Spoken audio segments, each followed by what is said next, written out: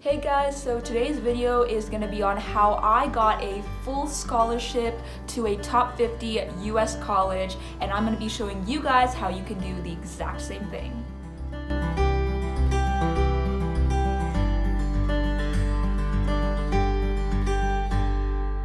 I'm going to be sharing some tips and secrets that I wish I knew but learned the hard way, and I hope that it can help you guys to find the perfect school for you and to play your favorite sport there.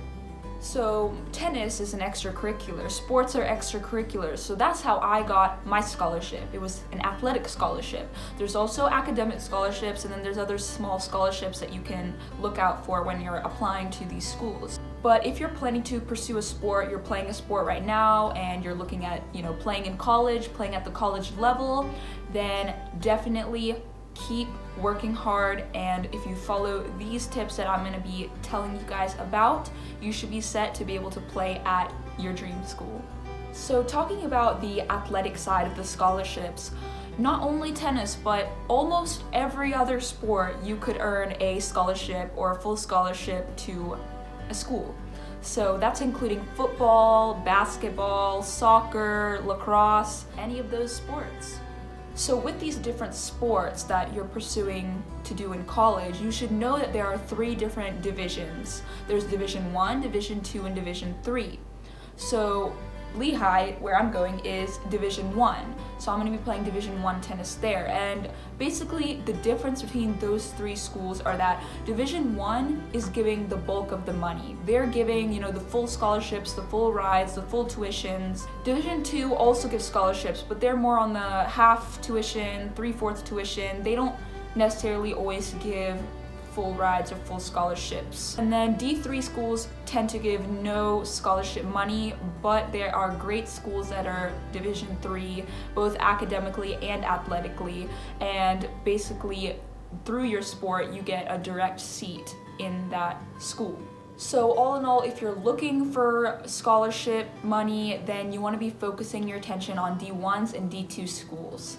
Okay, so that's basically the gist of the divisions, the sports that offer scholarships, and how you get started in this process. So now here is the burning question that we all want to know. How do I know that Lehigh, where I'm going, is top 50? Well, there are 2 websites that I use. One of them is usnews.com and the other one is niche.com. And these 2 websites come hand in hand in helping you figure out how perfect of a fit that your college is for you. So US News is more about showing the academic side. It's showing which schools are top 50 in the nation for academics and what majors are the most typical in those universities. But Niche is more all-round. It's not really just on the academics. It talks about the athletics, it talks about the dorms, it talks about the cleanliness, it talks about the cafeteria, it talks about the food, it talks about, anything you could really want to see if the college is the right fit for you. So I'm going to show you how you can actually use them and find your answers on there. Okay, so this is how you use US News and Niche to find out stats about the universities that you are looking at and looking to go to. So first, I'm going to show you guys how to find the college ranking for US News. So in your browser, you just want to type in US News college rankings, and then you should and you're just going to click on that. And it's going to take you to this page. And when you scroll down, here's going to be the national universities. And if you click this, it'll show the full ranking list. So we're going to click see full ranking list.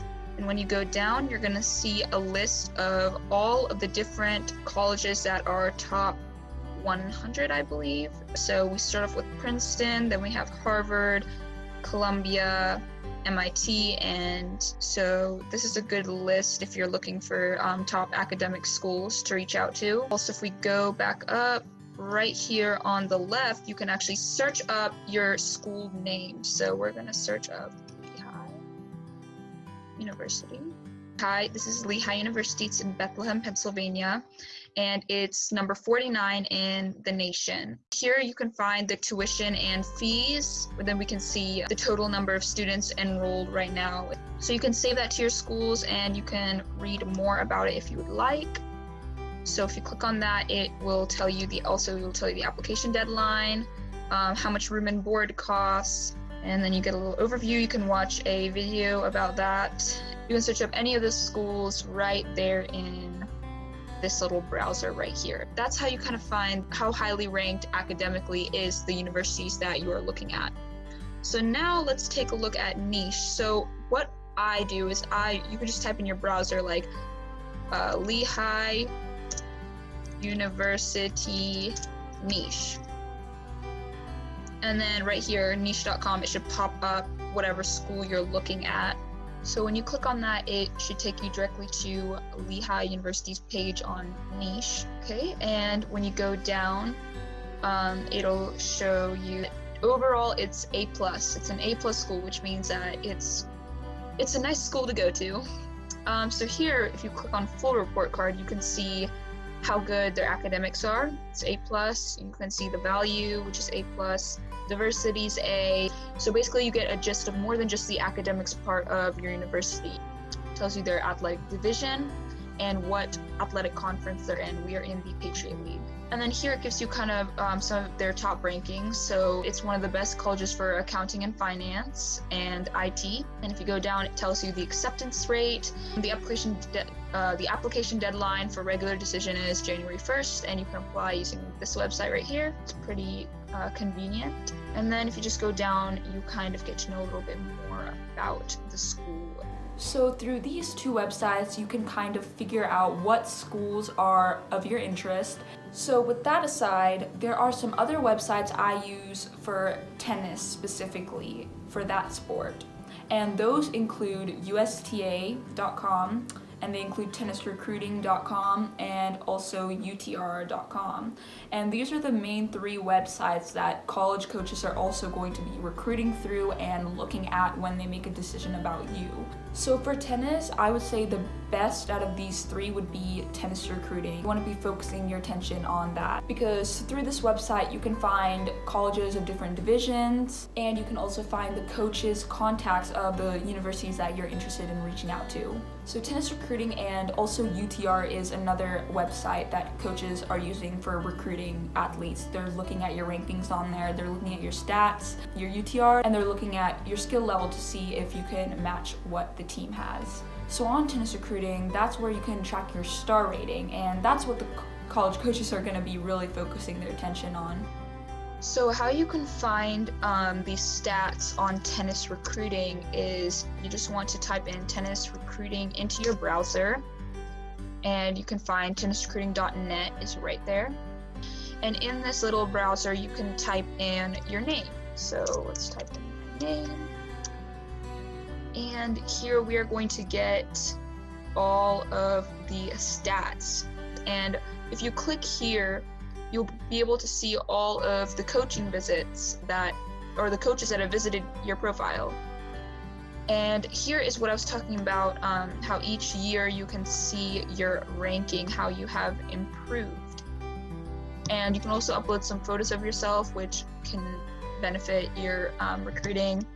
And then here you can post any news articles. So you definitely want to add your recruiting videos. So here I have my first recruiting video and then my second one. And then I've also talked about some things other than just tennis. I've talked about my poetry and my book that I published. And then down here is about school tennis when I won state sophomore year.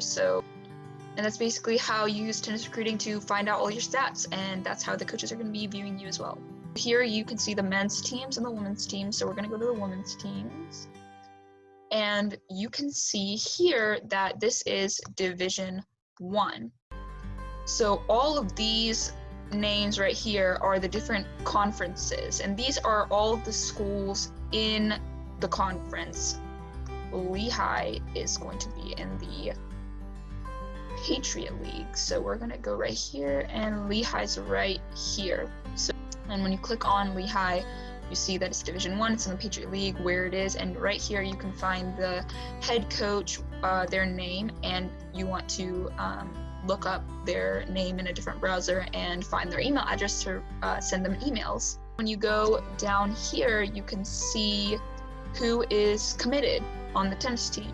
And the head coach and the assistant coach names are very important because those are the two people that you want to be emailing when you're reaching out to play to these schools. What you can do is you can go to the school website. So if it's Lehigh, you can go to the Lehigh Athletic Department website and you can find their name and it'll show their email. And you just want to find the assistant coach and the head coach and you want to email them both in one email. In the email, you want to talk about your star rating, you want to talk about your UTR, you want to talk about why you're interested in playing at the college level, how your performance there could benefit and help others as well as yourself. And when you're starting to reach out to these coaches, I would say the best time to start is freshman or sophomore year. Because although the coaches aren't allowed to respond to you yet, you're already showing them interest and they're going to be taking note of your name so that when they are allowed to contact you back, which is junior year, they will know that you were interested in them since day one. And when they come to tournaments that you're going to be playing at, they will be able to watch you and recruit you earlier. Doing this will increase your chances tremendously. So the exact date that college coaches are able to respond to your emails is September 1st. So if you are emailing the coaches after this day, after September 1st, when they're allowed to respond, and let's say they're not, responding back to your emails and you're like, oh my God, what's going on? Like, do they not want me? Or like, what's going on? Then just know that it's not because they're not interested. They want to see how interested you are in them. So you want to email them, back after a week or so. And every week just email them, for 3 or 4 weeks. And usually you should get a response by then, but if you don't get a response by then, it usually means that the coach already has their eyes on someone or some other people. So you might want to try your luck at different schools. And so another thing after September 1st is official visits and unofficial visits are allowed. So visiting the college is very important to show interest to the coach that you're taking it seriously, and also so for yourself you can get to know the university, the campus a little bit better, and you'll get to meet staff and faculty there. So the difference between official visits and unofficial visits is that in official visits, the coach or the university pays for your travel, pays for your basically any expenses you have while you're there at the university visiting. And unofficial visits is basically when you're just visiting on your own, so you're only driving or flying there on your own. You're going to be staying in your hotel throughout the nights, and you'll be visiting campus and still getting to meet the coaches, still getting to meet the players, but basically you're going to be paying for all your own expenses. You want to make sure that you get along with the coach. If the coach gives you an offer but you feel like there's no chemistry between you or it just gives you bad vibes, then I would recommend you reconsider committing there. You want to see if this is an environment where you can benefit from and be happy while you're there. So now moving on to signing days. So the first signing day is in fall, and that's in November. And if you are top for your recruiting class, usually you're going to be signing on the first day that they offer signing, because your coach is going to want you really badly and they're going to want you to sign quickly so you can bind that agreement and know exactly that you're going to be going to that university. Lots of people sign on this day to secure their spot because we know that verbal commitments are non-binding, which basically means that there's no secure commitment from either the coach or the player, and anything could really change. In addition to the fall signing day, there's also a signing day in winter, which is the February signing day. And later on, there's also one in March, which is the spring signing day. So another thing I want to discuss is walk-on opportunities. So let's say you want to play a D1 sport, but right now the coach at the university feels like your skills just aren't there yet to match the people that are already on the team. Then you want to consider asking for a walk-on spot. But you want to note that walk-on spots are no scholarship positions, whether it's D1, D2, or D3. Walk-on opportunities are basically where you're opting for no scholarship. But it is a good option for people that feel like they could potentially earn a scholarship at that school, or they just want to play at the highest college level as possible for their sport. So there are two types of walk-ons opportunities. There's recruited walk-on and then there's non-recruited walk-ons. So recruited walk-ons means that you're basically recruited like a normal scholarship person would get recruited, and you have a spot on the roster, which means you're going to be able to play in those matches and those tournaments that you're going to play against other schools. But on the other hand, non-recruited walk-ons are when you apply to the school through, early decision or regular decision, and you get in on your own with no help from the coach, no recommendation letters from the coach. And then once you get onto campus, you talk to the coach, and you kind of come for tryouts to see if the coach likes you and if you're good enough to be a practice partner for the players on the team. So non-recruited walk-on is usually no roster spot, and you're just more like a practice partner, and you get to train with the team and do the fitness, do the practices, and all that kind of stuff. So that's actually all I have for you guys today, and those are the things that I use to get into a top 50 US college. And if you guys have any questions, drop them in the comments below. I will respond to all of them. I wish all you guys the best, and thank you for watching.